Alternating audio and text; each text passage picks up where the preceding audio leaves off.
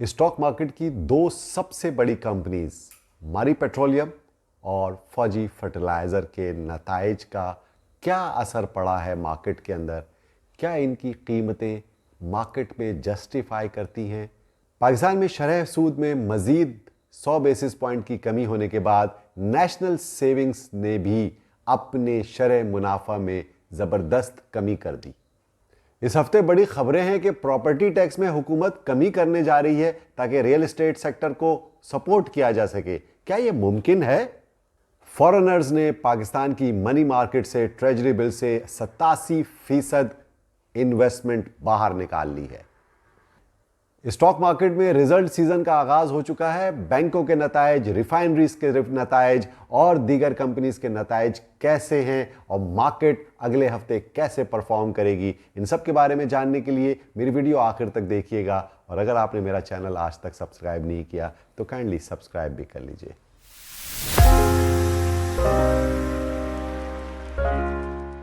अस्सलाम वालेकुम, मैं हूं शकील अनवर कमाल और हाजिर खिदमत हूं आपके सामने स्टॉक मार्केट का वीकली राउंड अप लेकर के। जैसा कि आप जानते हैं कि गुज़िश्ता हफ्ते स्टॉक मार्केट के अंदर बड़े ही हैपनिंग्स का माहौल था और हफ्ते के आगाज़ में ही स्टेट बैंक ऑफ पाकिस्तान ने मंडे को शरह सूद में 100 बेसिस पॉइंट की कमी की, जो कि मैं अपनी पिछली वीडियो में आपको बता चुका था कि 100 बेसिस पॉइंट से ज़्यादा की कटौती मुझे मुमकिन नज़र नहीं आ रही थी। इसीलिए मार्केट ने उसको मिक्स्ड बिहेव किया। लेकिन मार्केट में पिछले हफ्ते के आगाज़ से ही मंदी हो रही थी और पहले दिन ही मार्केट मारी पेट्रोलियम की वजह से बहुत शदीद गिरावट का शिकार थी।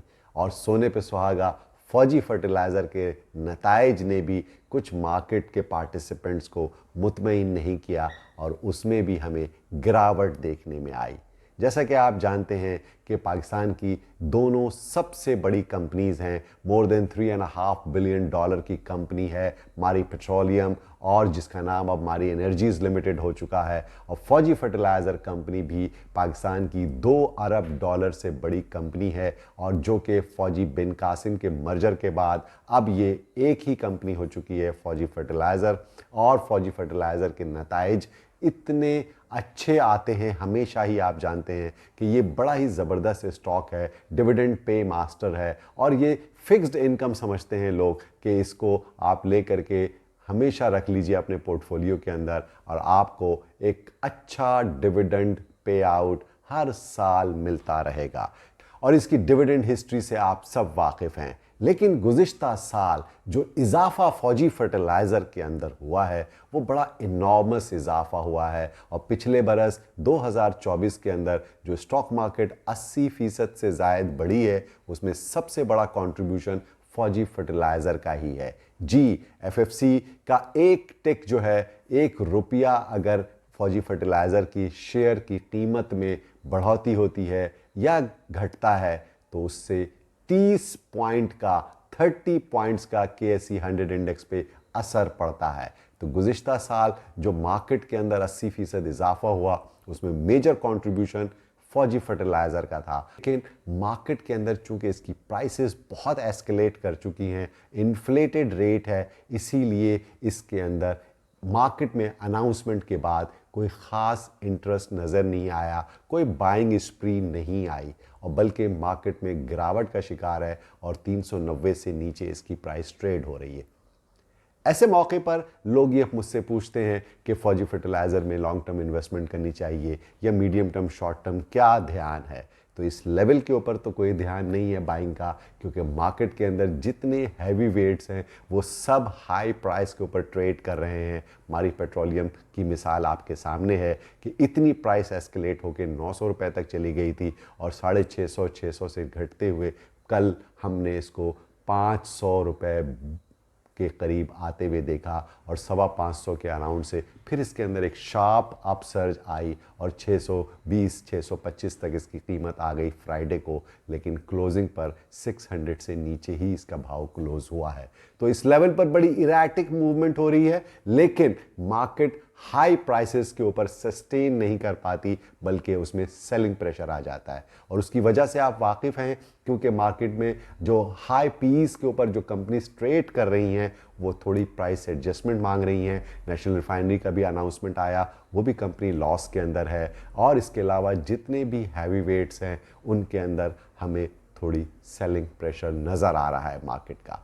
पूरी मार्केट मारी के हिसार में है। मारी गैस एनर्जीज जो है वो ऐसा लगता है कि मार्केट की ट्रेंड सेटर कंपनी है। वो बढ़ता है तो बाजार बढ़ती है, वो घटती है तो बाजार घट जाती है। तो इसी वजह से मार्केट के अंदर मारी गैस की या मारी एनर्जीज की जो प्राइसेस की जो फ्लक्चुएशन है उससे इंडेक्स बहुत ज़्यादा इन्फ्लुएंस हमें नज़र आता है। लेकिन इंडेक्स आप देख रहे हैं कि बढ़ते हुए 1,15,000 पॉइंट के करीब आया फ्राइडे को भी, लेकिन वहाँ पर भी बहुत स्ट्रॉन्ग रेजिस्टेंस है और सेलिंग प्रेशर आता है मार्केट, और फिर मार्केट 14,000 और 14,000 के नीचे चली जाती है। बल्कि लास्ट वीक जहाँ से मार्केट ने सपोर्ट किया वो 1,11,000 का लेवल था, और वहाँ से मार्केट के अंदर हमें बाइंग नज़र आई है और ग्रेजुअली मार्केट बढ़ते हुए आज 1,15,000 के लेवल पर आई। लेकिन सस्टेनेबिलिटी ऊपर लेवल पर नहीं है। मैं आपको पहले भी कह चुका हूं कि रेंज बाउंड एक्टिविटी रहेगी और हैवी वेट्स के अंदर हाई प्राइस के ऊपर सेलिंग प्रेशर आएगा।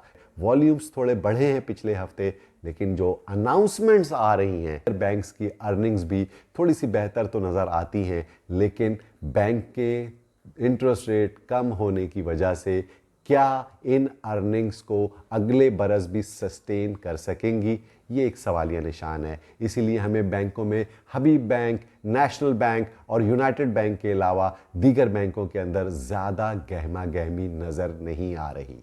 हाँ, एक बैंक बड़ा इंटरेस्टिंग परफॉर्म कर रहा है, वो है बैंक मुकर्रमा लिमिटेड, जो कि आप जानते हैं कि बहुत हैवी डेट्स के अंदर है, और इसके हवाले से कोर्ट ने एक इसकी एप्लीकेशन सेटलमेंट की एक्सेप्ट कर ली है, और इसके ऊपर ये सेटलमेंट पे जा रहा है, जो कि इससे रिलेटेड कंपनीज और ओमनी ग्रुप्स और दीगर एसोसिएटेड कंपनीज के जो वाजिबुल अदा खर्चे हैं उनको सेटलमेंट करने के लिए उन्होंने कोर्ट से दरख्वास्त की है, जिसे कोर्ट ने एक्सेप्ट कर लिया है, और ये अमाउंट तकरीबन 10 अरब रुपए की है। इसी वजह से इसके अंदर बहुत ज़्यादा वॉल्यूम ट्रेड हो रहा है, और ये कंपनी 3 रुपये 80-85 पैसे तक आ चुकी है। बड़ी तेज़ी से 2 रुपये से 4 रुपये तक का इसका सफ़र बहुत ज़्यादा तेज़ी से हुआ है, और इसमें वॉल्यूम्स बहुत ज़्यादा हो रहे हैं। गुज़िश्ता हफ्ते आप जानते ही हैं कि हफ्ते के आगाज़ से ही अमरीकी मार्केट के अंदर बहुत शदीद सेलिंग प्रेशर था, और $1 ट्रिलियन की एक दिन के अंदर मंदी हुई है,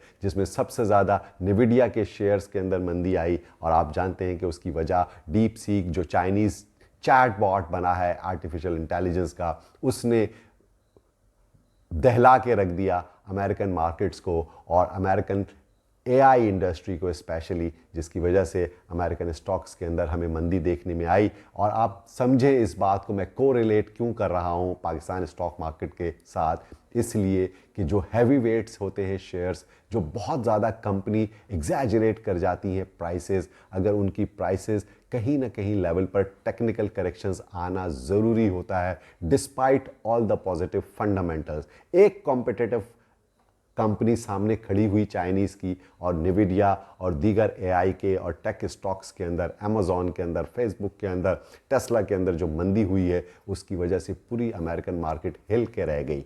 लेकिन नेक्स्ट डे मार्केट ने फिर रिकवर भी कर लिया, और थोड़ी सी सस्टेनेबिलिटी नज़र आ रही है हमें स्टॉक मार्केट के अंदर। ओवरऑल मार्केट दुनिया की इस वक्त बहुत ज़्यादा वॉलेटाइल हैं। पाकिस्तान स्टॉक मार्केट ऑलरेडी बहुत ज़्यादा बढ़ चुकी हैं, गो के 2025 में तेज़ी की बातें बहुत ज़्यादा की जा रही हैं। इकोनॉमिक इंडिकेटर्स इंप्रूव हो रहे हैं, इंटरेस्ट रेट कम हो रहे हैं, करंट अकाउंट सरप्लस में आ गया है पाकिस्तान का।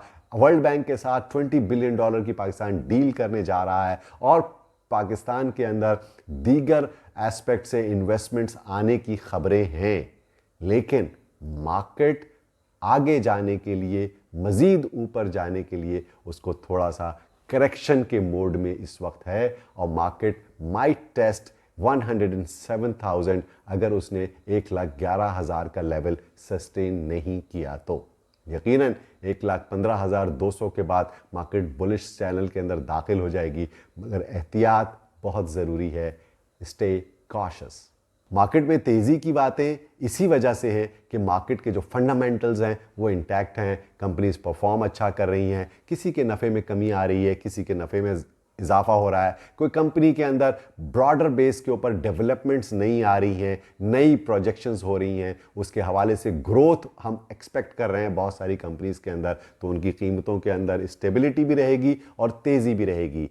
दूसरी इंपॉर्टेंट बात यह है कि इंटरेस्ट रेट कम होने की वजह से जो नेशनल सेविंग स्कीम्स हैं उसके शरह मुनाफा में भी हुकूमत ने 13.5% से 11.5% तक कर दिया है, 2% की मज़ीद कमी कर दी है। तो ऑब्वियसली वहाँ से पैसा निकलेगा तो दीगर एसेट क्लासेस में जाएगा। बड़ी तेज़ी की बातें कर रहे हैं लोग रियल एस्टेट सेक्टर के अंदर कि प्रॉपर्टी के जो टैक्सेस हैं उसको हुकूमत कम करने की बात कर रही है, और इवन यहाँ तक की खबरें आ रही हैं कि 5 करोड़ रुपए तक की प्रॉपर्टी की परचेज के ऊपर कोई सवाल नहीं पूछा जाएगा। ये बहुत मुश्किल फ़ैसले हैं, ऐसा मुमकिन मुझे नज़र नहीं आ रहा, क्योंकि पाकिस्तान इस वक्त आईएमएफ के बहुत दबाव में है और आईएमएफ की और एफबीआर की शराइत यही है पाकिस्तान के अंदर कि पाकिस्तान को टैक्स रिजीम को बढ़ाना है, टैक्स नेट को बढ़ाना है और किसी भी किस्म की आईएमएफ एमनेस्टी या रियायत देने के हक़ में नहीं है। और उसी की वजह से आप जानते ही हैं कि आईएमएफ ने इंडस्ट्रियल सेक्टर की बिजली की कीमतों और सब्सिडी देने की जो बात हुकूमत ने की उसे भी रद्द कर दिया। तो कैसे वो टैक्स में मज़ीद कमी की बात करेंगे? और ये तो 5 करोड़ रुपए तक अगर आपसे पूछा नहीं जाएगा कि आपकी मनी ट्रेल क्या है या सोर्स ऑफ इनकम क्या है इस पैसे की, तो ये तो बहुत मुश्किल सवाल है। आईएमएफ इसे एमनेस्टी समझेगा, तो मैं नहीं समझता कि इतना कोई बड़ा फैसला हो। हाँ, कुछ प्रॉपर्टी टैक्स की वैल्यूएशन के हिसाब से कमी हो सकती है, विच इज़ वेरी लाइकली, और मार्केट को सपोर्ट करने के लिए एसेट क्लासेस के अंदर पैसा बैंकों से निकल रहा है तो स्टॉक मार्केट में जाएगा, रियल एस्टेट सेक्टर में जाएगा, और ऑब्वियसली पाकिस्तान के अंदर अगर मईशत का पहिया चलाना है तो स्टॉक मार्केट के साथ साथ real estate market, construction activity में भी प्रॉपर्टी की प्राइसेस के अंदर भी हमें स्टेबिलिटी देखनी चाहिए, और वहाँ पर भी गहमा गहमी अगर होगी बाज़ारों में तो मार्केट थोड़ी सी बेहतर परफॉर्म करेगी। अगले हफ्ते बाज़ार, मैंने आपको पहले भी बताया कि स्टॉक मार्केट जो है वो रेंज बाउंड एक्टिविटी रहेगी और कॉशियस अप्रोच के साथ काम ही करना चाहिए। मार्केट के जो ग्रोथ स्टॉक्स हैं उनमें मुझे बहुत बेहतरी लगती है, लेकिन मार्केट के अंदर अपॉर्चुनिटी मिलेगी आपको नीचे बाइंग करने की, तो वहाँ पर ग्रैब योर सीट्स और वहाँ से आपको एक अच्छी रैली मिल सकती है और you can enjoy good profits in the coming days. आप सबका बहुत बहुत शुक्रिया।